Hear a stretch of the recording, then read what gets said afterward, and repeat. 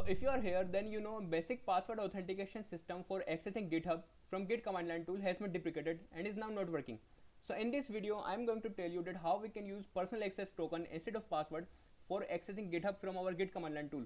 And using personal access token instead of password is now a recommended way according to GitHub because it is more secure. And if you know the OAuth authentication flow, then it is that thing.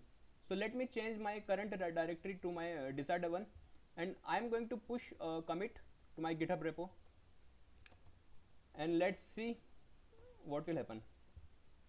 It is asking me for username and now password.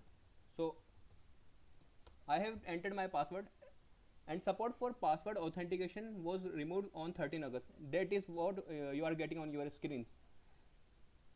And if you go on this website in this link, then you will land here, and here it is written, if you are using password to authenticate Git operations from GitHub, today you must begin with using a personal access token over HTTPS, and it is recommended way. Okay, and if you click on this documentation will open, and I am following these docs, so I will put down this link, and you can also come here for more details. So let's see now what we have to do. So firstly, open your GitHub profile and click on your profile icon and go to your settings. Basically we are going to generate personal access token. Now here you can click on developer settings, and now click on personal access token, and here it is written personal access token function like ordinary OAuth access tokens, like I said to you. So click on generate new token.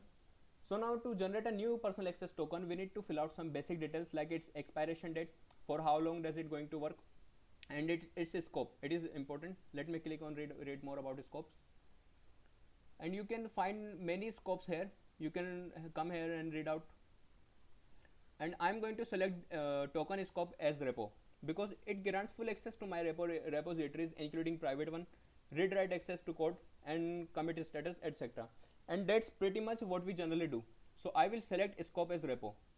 Okay, so let me come here. For example, note I'm giving tutorial expiration date, let it be 30 days, and I will select scope as repo. Come down, click on generate a token. So now it has generated a token for us. Copy it, and we will use this token like a password. So again I will try to push my commit using this token. Let me put my username, and now it is asking for a password, and we need to put our token as password here. Okay, let me paste it, and as it is confidential field, so it is not visible to us.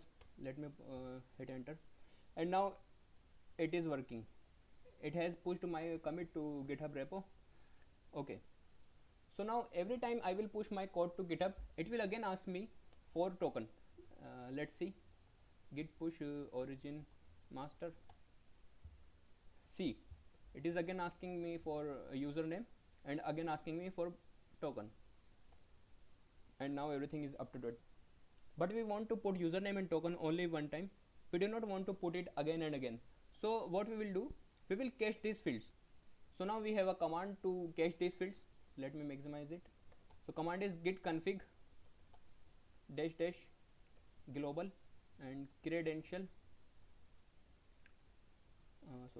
credential.helper and cache. Okay, now next time I will enter my username and token, it will cache it. So let's again try git push origin master. It is asking for username and token, so I will paste my token and hit enter. So now everything is up to date. So now this time git cache these fields.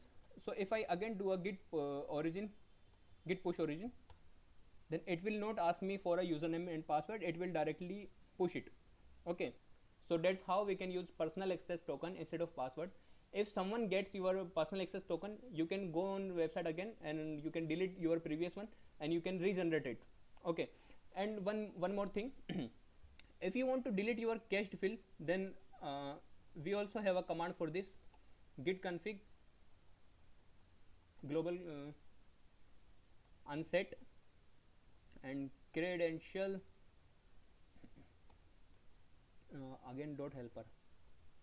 Okay, by executing this command, git removed your cached username and token, and next time it will ask again.